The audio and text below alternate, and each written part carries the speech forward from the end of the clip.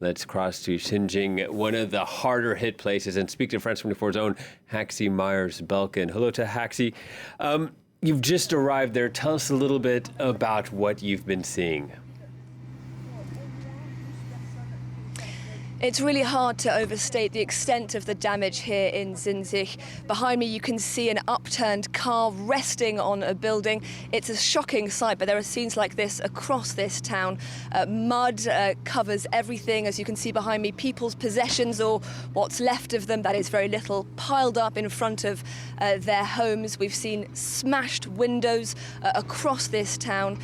Really quite unimaginable scenes. In certain parts we've seen thousands of plastic water bottles simply washed up from the overflown river. As you can hear, there's some heavy machinery behind me. The cleanup operation is very much underway. Now, one truly extraordinary thing that we've been seeing here across the town is the watermark left by the receding river. As you can see, the streets here are no longer filled with water, but you can definitely see the legacy of just how high that water came.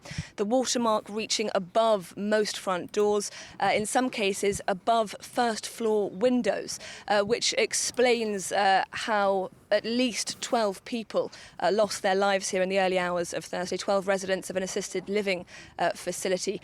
Now, we know that the total death toll in Germany has now risen to 133, and that death toll is expected to rise yet further. Yeah, Haxi, you're describing this destruction. We see it behind you. This was probably unthinkable to residents there before. What have people been telling you? You won't be surprised to hear that people really are in a state of shock here. I spoke to one man who said that he'd been extremely lucky. He'd been spared. He lived on the other side of the river in this town, where the water didn't come up quite so high to the residential areas.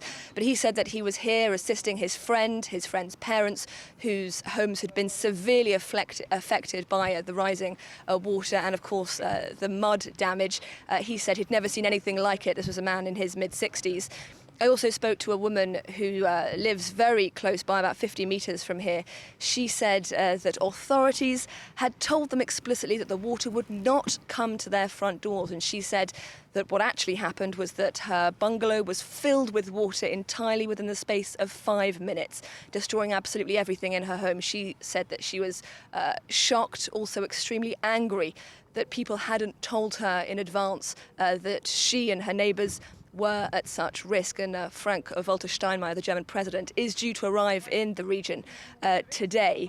Whether or not he'll have words to comfort the shocked, devastated residents of Xinjiang and the entire region remains to be seen.